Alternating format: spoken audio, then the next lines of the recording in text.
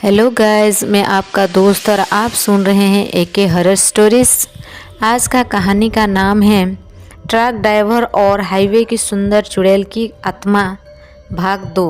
पिछले भाग में आपने सुना था कि कैसे रमा किशन को हाईवे पर उसकी मरी हुई बहन की आत्मा ने डराया और उसे एक पुराने मंदिर में आने का संकेत दिया।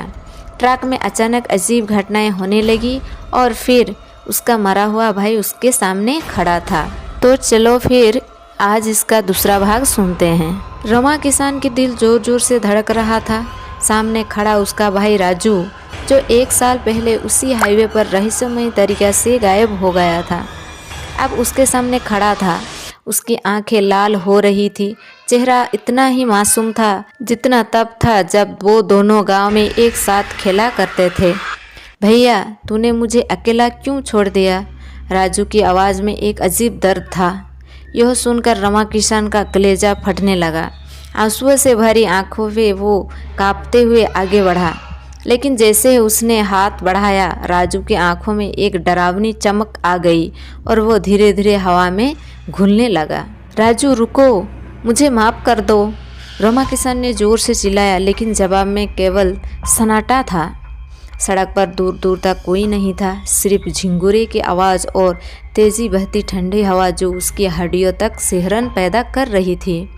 वो जानता था कि अब बहुत कुछ भयानक होने वाला है, लेकिन अब पीछे हटने का कोई रास्ता नहीं था रमा किशन के पास। रमा किशन ने ट्रक की ओर देखा तो उसमें कुछ अजीब हरकतें हो रही थी। ट्रक के अंदर से किसी के फुसफुसाने की आवाज़ आने लगी, जैसे कोई अंदर बैठा हो और धीरे धीरे बात कर रहा हो। वो हिम्मत करते हुए ट्रक के दरवाज़ा की ओर बढ़ा, लेकिन तभी दरवाज़ा अचानक जोर से अपने आप खुल गया और अंदर की ओर एक कटी फटी औरत बैठी दिखाई दी। उसका चेहरा आधा जला हुआ था और आंखें इतनी गहरी थी मानो उनमें अनंत अंधकार भरा हो। उसने हल्की सी मुस्कान दी और बोली, रामू, तेरा इंतज़ार कर रही थी। रमा किशन के पैरों के नीचे से ज़मीन खिसक गई। उसके हाथ पैर सुन्न पड़ गया। वो भागने की कोशिश कर रहा था, लेकिन शरीर मानो जड़ हो चुका था। औरत धीरे धीरे ट्रक से बाहर निकलने लगी। उसके पैरों की दिशा उल्टी थी और हर कदम पर खून टपक रही थी। रमा किशन ने अपनी आंखें कसकर बंद कर ली और भगवान को याद करने लगा। फिर अचानक हवा में एक जोरदार चीख गूंजी और पूरा माहौल भयानक हो गया। रमा किशन ने हिम्मत जुटाकर अपनी आंखें खोली तो सामने वही औरत खड़ी थी, लेकिन अब उनकी आंखों में आंसू थे। मुझे बचा लो, मैं बुरी नहीं हूँ, मैं तो बस अपने प्यार के लिए भटक रही हूँ। रमा किशन के दिल में एक टिस उठी।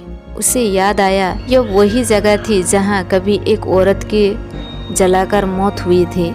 कुछ लोग कहते थे कि वो एक ट्रक ड्राइवर से प्यार करती थी, लेकिन वो उसे छोड़कर चला गया था और उसने खुद को आग लगा ली थी। क्या तू वही है? रमा किशन ने कांपती आवाज़ में पूछा। औरत ने धीरे से सिर हिलाया और आंसू उसकी जली हुई आंखों से बहने लगी। मुझे इंसाफ चाहिए, मैं किसी को मारना नहीं चाहती थी, लेकिन उन लोगों ने मुझे मजबूर किया। रमा किशन की आंखें भी भर आई। वो समझ चुका था कि इस हाईवे पर कुछ गहरा रहस्य दफन है। किस लोग ने? रमा किशन ने साहस बटोर कर पूछा। औरत ने धीरे से सड़क की ओर इशारा किया। यहाँ कोहरे में 3 अंधेरी आकृति धीरे धीरे पास आ रही थी। उनके चेहरे दिखाई नहीं दे रही थी, लेकिन उनकी आंखें खून से सनी हुई थी। औरत ने कांपती हुई कही, ये वही लोग हैं जिन्होंने मुझे जलाया और तेरे भाई को भी। रमा किशन के शरीर पसीना से लथपथ हो गया। क्या राजू को? लेकिन क्यों? क्योंकि उसने मेरा सच देख लिया था। वो मुझे बचाना चाहता था, लेकिन उन्होंने उसे भी मार दिया। औरत ने जोर से रो पड़ी। अब सारी गुंथियाँ धीरे धीरे सुलझ रही थी। यह कोई साधारण आत्मा नहीं थी। यह आत्मा बदला लेने के लिए नहीं, बल्कि न्याय पाने के लिए भटक रही थी। लेकिन उन अंधेरी आकृति का सच क्या था? रमा किशन ने देखा कि वे 3 अंधेरी आकृति धीरे धीरे पास आ रही थी। उनके पैरों की आवाज़ तेज होने जा रही थी। हवा में एक अजीब सी गंध भर गई थी, जैसे जलते मांस की। औरत ने धीरे से कहा, अगर तू मुझे बचाना चाहता है तो उस मंदिर में चल। जहां उन्होंने मुझे मारा था, वही सब सच सामने आएगा। रमा किसान का दिमाग घूमने लगा। वो समझ नहीं पा रहा था कि क्या सच में उस आत्मा की मदद करनी चाहिए या अपनी जान बचाकर भागना चाहिए। लेकिन तभी एक औरत की दर्द भरी चीख हवा में गूंज उठी और ट्रक अपने आप चलने लगा। रमा किसान अब इस रहस्य की गहराई में उतर चुका था और अब उसे पीछे हटने का कोई रास्ता नहीं था। रमा किसान के दिल जोर जोर से धड़क रहा था। उसके हाथ स्टीयरिंग पर जमे हुए थे और आंखों में आंसू भर आए थे।